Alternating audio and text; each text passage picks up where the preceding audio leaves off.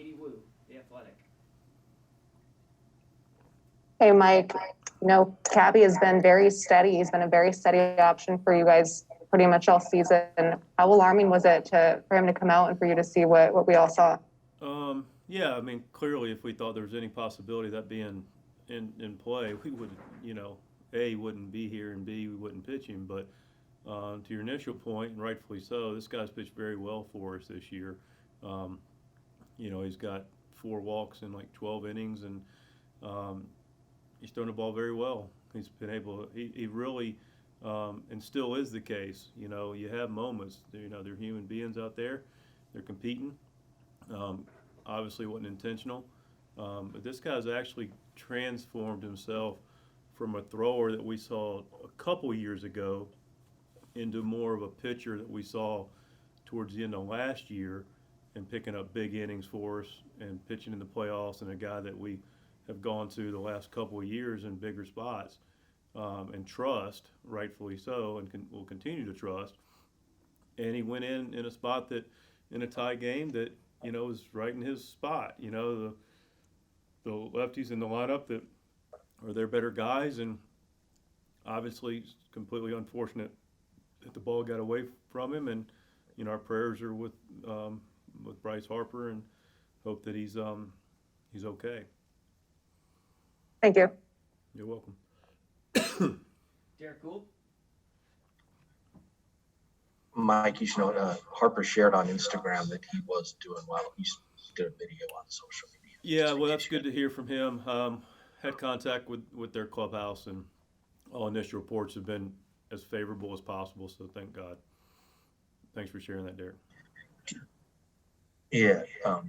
To my question, if that's okay, is that a failure of the 3-batter minimum? Yes. Yes, that's a failure of the 3-batter minimum. Absolutely is that. Sorry to cut you off. Hopefully you finish your question, but completely, absolutely, no doubt. That's but that's definitely an outlier of it. But you're talking about an aggressive young pitcher that's throwing to one of the superstars of this game, and is wanting to give him his best bolt, and the ball got away from him, and unfortunately got Bryce up top, which is our dugout went out to check on him. We were just instinctively like, oh gosh, and clearly he felt terrible, and we can go out and we can calm him down, but at that point that's a tough thing to deal with in competition, and to expect him to we got Webby up immediately. We would have figured out a way to get him in the game at that point and had some time. But that's the rule, and then it led to obviously Gregarious getting hit, and just an unfortunate scenario. And I completely understand their aggressive response. Joe handled it appropriately. I know he I can't speak for him, but he's got to stand up for his guys, and made an appeal to the umpires about maybe getting him out of the game to maybe Cabby's benefit. But again, they issued warnings, and that was appropriate as well, I suppose. And we expect their dugout to be upset and bothered by it. We played this group recently, and there's connections on that side that we respect the way they go about their business, and we understand them. They're pros, and they had one of their better players be compromised, and I don't blame anything that happened there. And I think in everybody's hearts they know it was completely unintentional. Longer answer to your question. No, that was an appreciated answer. I think you understood what I was asking and beat to the conclusion. But we've seen this game a lot of times. I just want to be clear. Might you have removed Cabby after Harper? Yes. If not 3-batter? Okay. No question. Absolutely. I mean, it's just wasn't it's just one of those things. I mean, it happens in our game, and no one likes to see it. And again, no one feels worse, obviously, than Bryce does, but than Génesis. And I know he spoke with you guys. I'm sure he was more than apologetic and contrite. but it is competition and it happens, and that's the unfortunate part of it. But absolutely would have figured out a way to get him out of that game. But he'll regroup and he'll overcome it. Thanks, Mike. Thank you, Derek. Jeff? Mike, what did you see out of Oviedo tonight?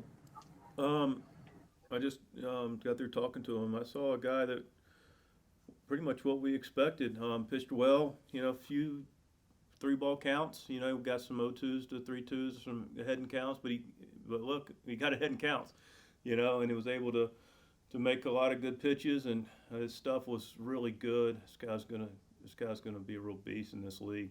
Good fastball, good life to it. Nice slider. Feel for his changeup. It's a really good pitch for him as well. Pitched really well. He got behind Miller and didn't want to give in to him, but got a breaking ball looked like over the middle of the plate, and Brad put a swing on it to tie it. But you got a guy that comes up for a spot start and gives you 5 innings and leaves. Gives you a chance to win a game. He's done his job. Zach Silver? Mike, was there anything specifically with his field tonight that allowed him to kind of get those strikeouts? He can be a strikeout pitcher, but is there anything tonight specifically that kind of allowed him to get those last ones, or just getting head and counts, or is there anything you would attribute it to? Yeah, to get to strike 3, you got to get to strike 1 and 2, so that was a part of it. And then, but he's got weapons. He's got some swing and miss stuff. He's got he can ride his fastball. His slider's gotten late in life, comes out looking like a fastball, so there's some probably some tunneling there. And he's got a really good changeup, so he's got pitches to righties and lefties, and he can do a lot of things. So he's got some swing and miss stuff, and he's got some softer contact stuff early in the count. So both those things play for a starter that can really compete well for this ball club for this year at different points and moving forward.